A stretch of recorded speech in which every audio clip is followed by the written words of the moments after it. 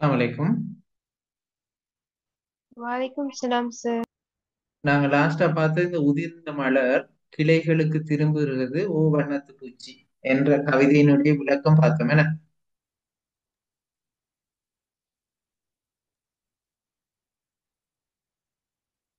சொல்லுங்க. அதை எழுத சொன்ன நான் தானே.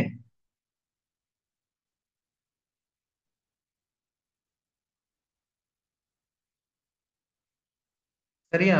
ஹஸ்னா, இல்மா, சஃபானா, ரீஹா. ஓகேயா?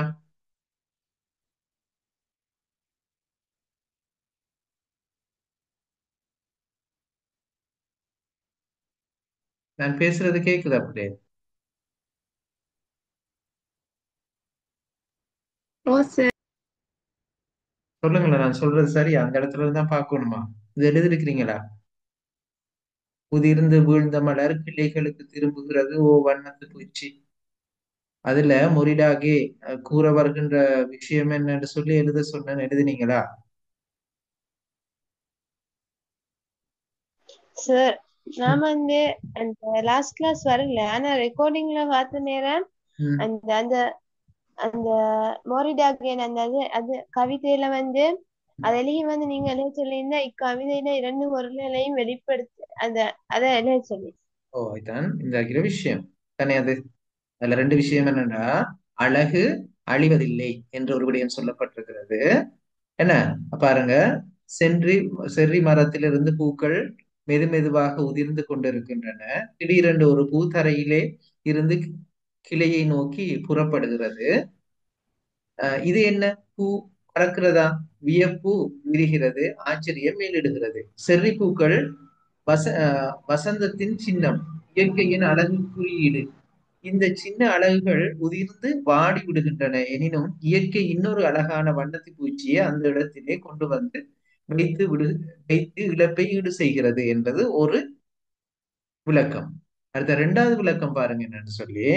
வண்ணத்து பூச்சி ஒரு பூவாக தெரிந்தது. தோற்றத்தில் அல்லது பார்வைக்கு இரண்டும் ஒன்றாக தெரிகிறது தானே. இதற்குள் பார்வை மயக்கம் அது இல்லை, இன்னொரு விஷயம் இருக்கு இங்க. ஆழ்ந்து சிந்தித்தால் உதிர்ந்த மலர் கிளைகளுக்கு திரும்புகிறது என்பது கூட நிஜம்தான். பூ உதிர்ந்து சருகாகி உக்கி மண்ணோடு கலந்து ஆஹ் உரமாகி வேருக்கு உணவாகி மீண்டும் பூவாக வருகிறது. இதுதான் இரண்டாவது விளக்கம். இது எழுதியிருக்கிறீங்களா இல்லையா? இந்த ரெண்டு விஷயத்தையும் சொல்லுங்க பிள்ளைகள். எழுதினாக்கள் கை வைத்துங்க, எனக்கு இல்லாட்டி எழுதிட்டு போவோம். எழுதினாக்கள் இல்மா மட்டும் எழுதிருக்கிறீங்க, வேற ஒருத்தரும் எழுத இல்லையா? அப்ப இது எழுதிடுறீங்களா? இல்மா இவங்க எழுதட்டுமா கொஞ்சம்? ஓகே. ஆ சார். ம். ரைட். இந்த இருக்கிறது ஒரு விளக்கம். அதாவது மொரிடாகேயினுடைய இந்த கவிதையினுடைய விளக்கம். இரு விளக்கத்தையும் பொருளையும் தருகண்டா. இந்த இருக்க ஒரு பொருள், இந்த இருக்கு இன்னொரு பொருள். எழுதுறீங்களா அவசரமா? சொல்லுங்க பிள்ளைகள். ஓகே ம். சார். ம்.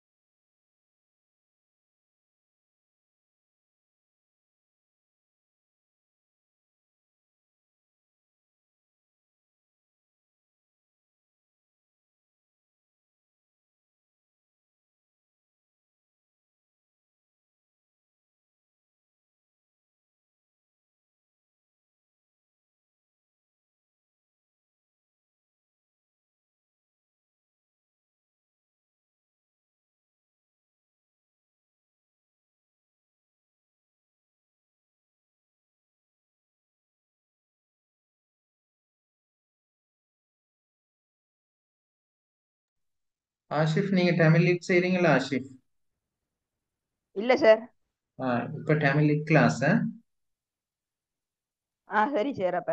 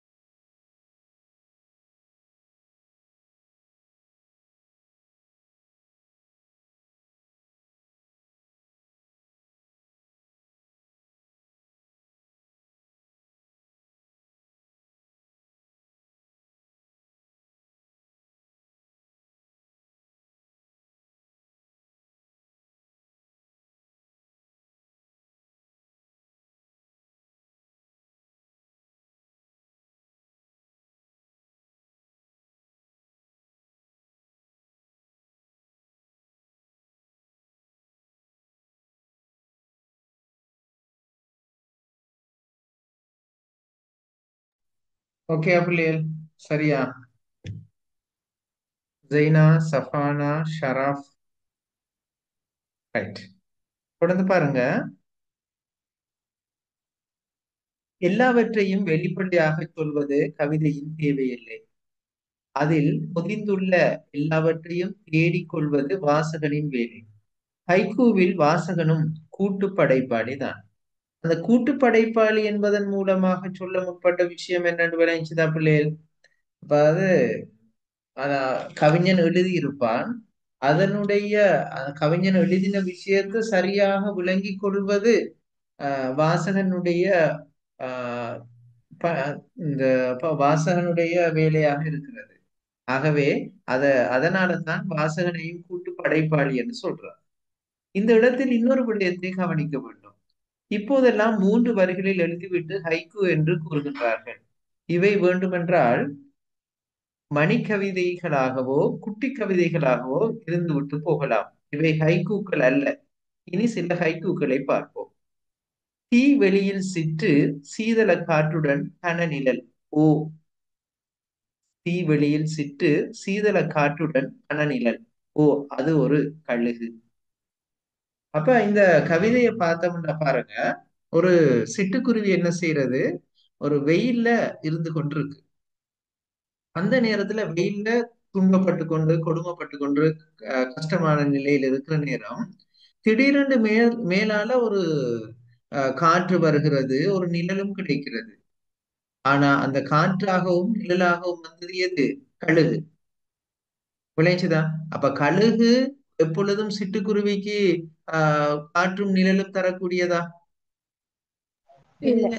இல்ல, தராது. அப்ப இதன் மூலமாக சம்ஸ் என்ற கவிஞர் எதை சொல்ல முற்படுகிறாருன்னா, நீங்க பாத்தீங்கன்னு சொன்னா, இப்ப வளர்முக நாடுகள், அதாவது வளர்முக நாடுகள் அல்லது அந்த ஆசிய நாடுகள் என்று சொல்லுவோமே, ஆப்பிரிக்க நாடுகள் எல்லாம் துன்பத்துல இருக்கும்.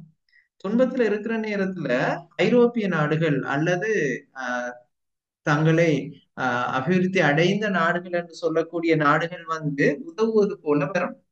வந்து என்ன செய்யும்? இந்த நாட்டில் இருக்கின்ற ஏனைய வளத்தையும் அள்ளி கொண்டு போகும். நாங்க மேலோட்டமா பார்க்கிற பொழுது எங்களுக்கு உதவி செய்ய வருகிறது போல் இருப்பாங்க. ஆனா உண்மையில என்ன நடக்கும்? அந்த துன்பப்பட்டு கொண்டிருக்கின்ற நாட்டை மேலும் சூறையாடி கொண்டு போகின்ற ஒரு நிலையத்தான் அவங்க செய்வாங்க என்பதை மறைமுகமாக உணர்த்துகின்ற ஒரு கவிதை தான் இது. வில்லேஜ். இப்ப இங்க சிட்டாக சொல்லப்பட்டது வளர்முக நாடுகள், கடுகாக சொல்லப்பட்டது அபிவிருத்தி அடைந்த நாடுகள். விளங்குதா பிள்ளைகள்? வாசிக்கிறீங்களா இது? சொல்லுங்க, வாசிங்க ஒரு ஆள். இந்த ஹைக்கூவை படிக்கும் போது இம்மூன்று வரிகளும் ஒரு காட்சியை எடுத்து காட்டுகின்றன. இந்த ஹைக்கூவை படிக்கும் போது மனதில் தோற்றமிடும் காட்சி எத்தகையது? அது தோற்றுவிக்கும் உணர்வுகள் யாவை? அதை ஏற்படுத்தும் அனுபவங்கள் யாது? சிந்தித்து பாருங்கள். மேலோட்டமாக பார்க்கும் போது இம்மூன்று வரிகளும் ஒரு காட்சியை எடுத்து காட்டுகின்றன, அவ்வளவுதான் என்று தோன்றலாம். ஆனால் சற்றே ஆழமாக வரிகளுக்குள் உள்நுழைத்து பார்க்கும்போது அதன் பரிமாணங்கள் விரிவதனை உணரலாம். தீ வெயிலில் சிட்டு நெருப்பாக கொதிக்கும் கோடை வெயிலை ஞாபகத்தில் தருகிறது. அவ்வெயிலில் துடித்திருக்கும் சிறிய குருவி மீது பரிவு சுரைக்கிறது. அத்துடன் கேள்விகளும் எழுகின்றன. அது ஏன் வெயிலில் தவிக்கிறது? அதன் தனிமைக்கு காரணம் என்ன? யார்தான் அதனை வெயிலில் தனித்தலையை விட்டது? அது பசி தீர்க்கவும் உயிர் காக்கவும் என்னதான் செய்யும் என தொடர்கேள்விகள் எழுகின்றன. அதனை வெயிலிலிருந்து காக்க வேண்டும் என்ற நேயம் பிறக்கிறது. இரக்க உணர்வு கசிகிறது. நாமும் வெயிலிலோ நெருப்பிலோ அல்லல் பட்ட அனுபவம் ஞாபகத்தில் மீள மீள விவரிக்கிறது. எனினும் இரண்டாவது வரியை சீதள காற்றுடன் கனநிழல் என வாசிக்கும் போது வெயிலுக்கு எதிரான நிழலை காண முடிகிறது. ஒரு மகிழ்ச்சி, சிறு சந்தோஷம், ஆறுதல், அன்பு, குளிர்ச்சியான காற்று தழுவும் இதம் ஏற்படுகிறது. அதனூடே கேள்விகளும் எழுகின்றன. நிழல் தருவது எது? ஏன்? எப்படி? அதே கணம் அந்த நிழல் கனநிழல் தான் என உணரும் போது ஏற்பட்ட அத்தனை மகிழ்ச்சிகளும் ஒடுங்கி விடுகின்றன. தப்பென்று வெடித்த பலூனாக மனம் சுருங்கி போகிறது. அந்த நிழல் மீதே கோபம் ஏற்படுகிறது. ஒருவித பயம் தோன்றுகிறது. அந்த நிழல் கொஞ்ச நேரத்தில் அழிந்து விடுவதற்கான காரணம் எதுவாக இருக்கும்? மூன்றாவது வரை விடை கிடைக்கிறது. நிழலை தந்தது கழுகு. இனி கழுகு பற்றிய எண்ணங்கள் விரிய தொடங்குகின்றன. உண்மையில் அது குருவி மீது கருணை கொண்டு நிழலை தரவில்லை. கணப்பொழுதிலும் குருவை பிடித்து வருத்துவதே அதன் நோக்கம் என்பது தெரிய வருகிறது. கழுகு மீது வெஞ்சினமும் குருவி மீது பரிவும் ஏற்படுகிறது. ஒரு வகையில் அச்சம் பிடித்துக் கொள்கிறது. இத்தனை உணர்வுகளையும் தோற்றுவிக்கிறது இந்த ஹைக்கூ கவிதை. அது மட்டுமின்றி இல்லைங்க, இப்ப நாங்க ஒரு கேள்வி எழுதி கொள்ளுங்க. இந்த கவிதை எழுதிட்டு கவிதை உணர்த்துகின்ற உணர்வலைகளை எடுத்து காட்டுக.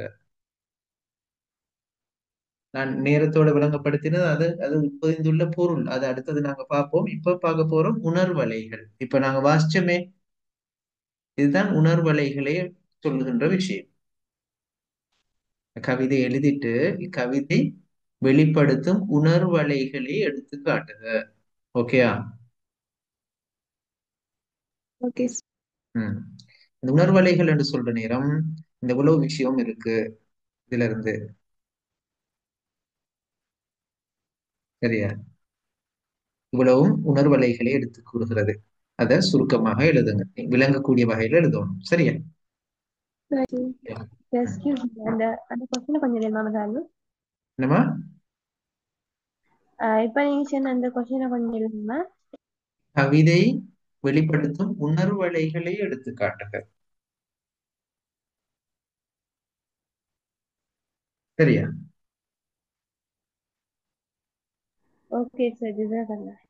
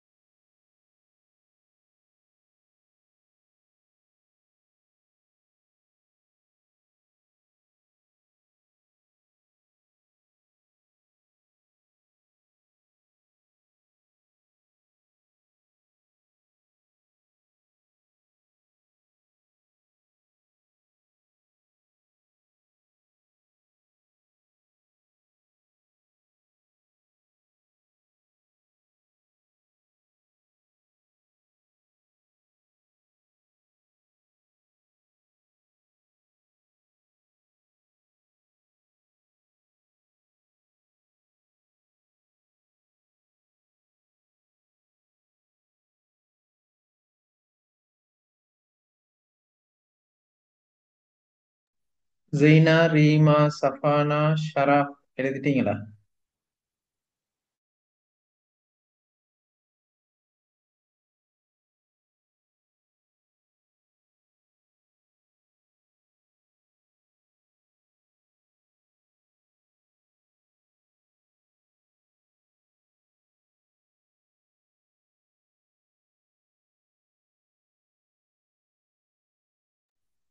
Right, okay. தொடர்ந்து வாசிங்க. அது மட்டுமின்றி ஆ, அது மட்டுமின்றி இந்த ஹைக்கூ படிமமும் அர்த்த புஷ்டியும் மிக்கது. சிட்டுக்குருவி, கடல்நிழல், கழுகு என்பவற்றை குறியீடாக அடையாளம் காண முடிகிறது.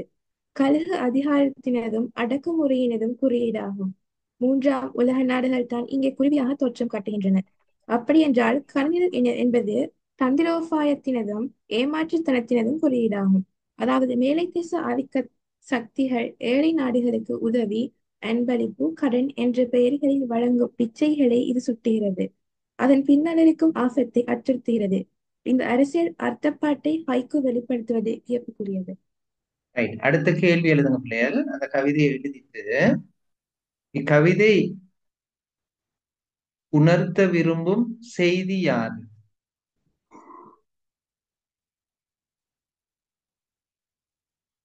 இந்த கவிதை எழுதிட்டு எழுதுங்க. இக்கவிதை உணர்த்த விரும்பும் செய்தி யாது?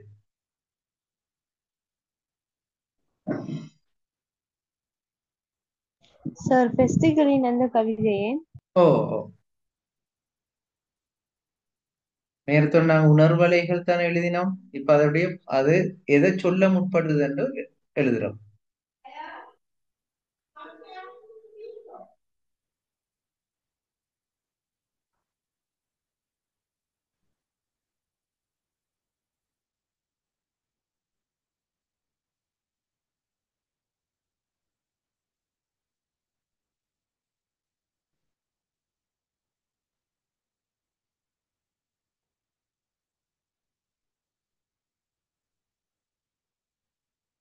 சார் அட இத கொஞ்சம் வேணுமா சார் அந்த கேள்விய?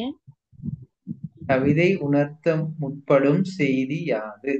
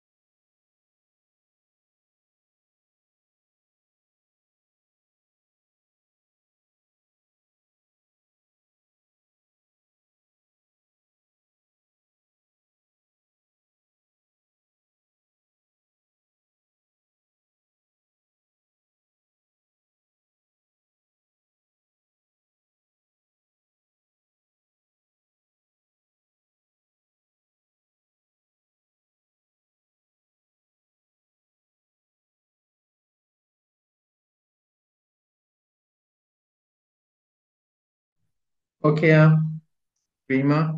ரைட். இத்தகைய அர்த்தப்பாட்டையும் நயப்பையும் ஊட்டுகிறது மற்றொரு ஹைக்கூ. கயிறுகளை மேய விட்டு கொழுத்தன மாடுகள். கயிறுகளை மேய விட்டு கொழுத்தன மாடுகள் பூசணி. அப்ப நீங்க பாத்தீங்கன்னு சொன்னா பொதுவா மாடுகள் தான் போயிட்டு மேயணும் என்ன மாட்டுக்கு தானே பசி. ஆனா என்ன செய்யுது? கயிறுகளை மேய விடுது. மாடுகள் அந்த இடத்திலே இருக்கின்றன. ஆகவே பூசணிக்கு இது ஒரு உதாரணமாக தரப்பட்டிருக்கு. பூசணி அதே இடத்துல இருந்து பெருத்து பெருத்து இருக்கும். கொடிகள் ஓடிக்கொண்டிருக்கும். உணவுகளை தேடி தேடி அந்த கொடிகள் இந்த பூசணிக்காக கொடுத்து கொண்டிருக்கும். பூசணி அதே இடத்துல இருந்து பெருத்து கொண்டிருக்கும். இதை எதற்கு சொல்றாங்கன்னா, முதலாளிமார் முதலாளிமார் ஓரிடத்திலே இருந்து கொண்டு எந்த வேலையும் செய்யாமல் அந்த வருகின்ற செல்வங்களை எல்லாம் அவங்களே அடைஞ்சு கொண்டிருப்பாங்க. தொழிலாளிகள் அங்கும் இங்கும் ஓடி ஓடி வேலை செய்து கொண்டிருப்பார்கள் என்பதனை உணர்த்துகின்ற ஒரு கவிதை தான் இங்கே சொல்லப்பட்டிருக்கிறது. வாசிங்கோரா.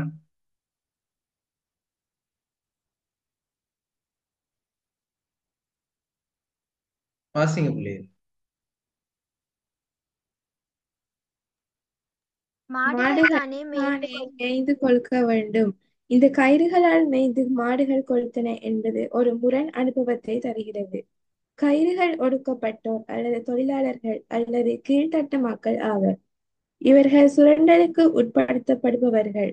மாடுகள் என்ற குறியீடு ஒடுக்குவோர், அதிகார வர்க்கத்தினர், முதலாளிகள், உயர் வர்க்கத்தினர் ஆகியோரை குறித்து நிற்கின்றன.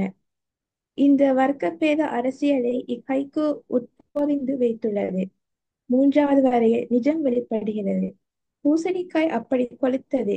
கொண்டு வர வர கொடி தானே பரவி படர்கிறது. அதாவது பூசணி செழுமைக்கு கொடியின் உழைப்புத்தான் மூலம்.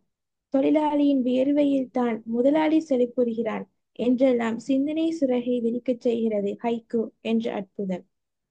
இப்ப ஒரு கேள்வி எழுதுங்க. இந்த கவிதையை எழுதிட்டு கவிதை உணர்த்த முற்படும் விடயம் யாது சொல்லி, கயிறுகளை மேயவிட்டு கொளுத்தன மாடுகள், கயிறுகளை மேயவிட்டு கொளுத்தன மாடுகள் பூசணி என்று இந்த கவிதை எழுதிட்டு இக்கவிதை உணர்த்த முற்படுகின்ற விடயம் யாது?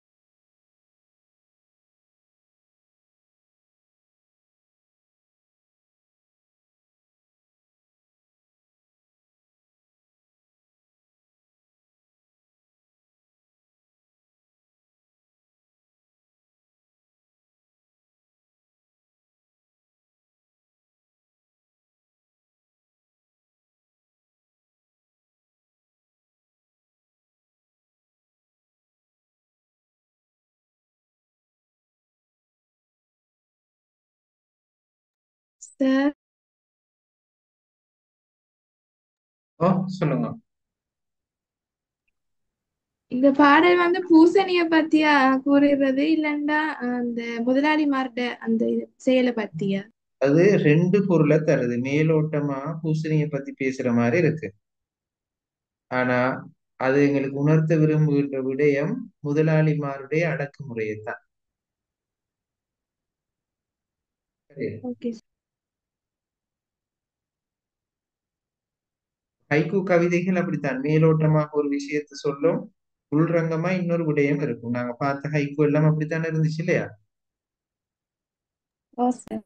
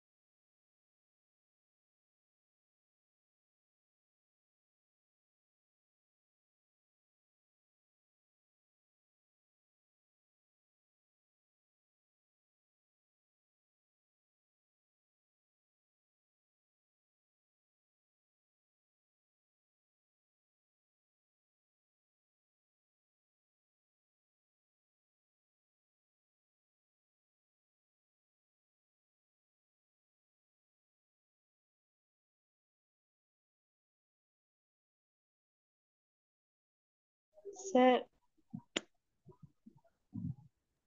ஓமா சொல்லுங்க.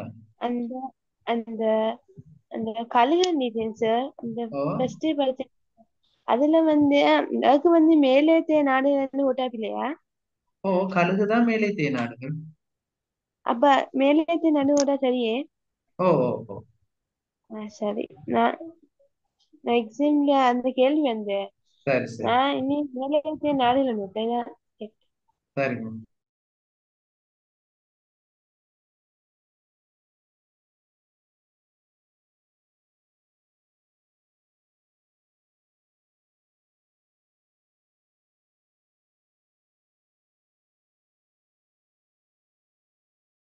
சரி அப்ப கடனிடலுக்கு வந்து அந்த அவங்களோட உதவியன்னு கொடுத்து மேலேத்தே நாடுகள் உதவியன்னு ஓட்டாலும் சரியே. ஓமா ஓ அதுதான்.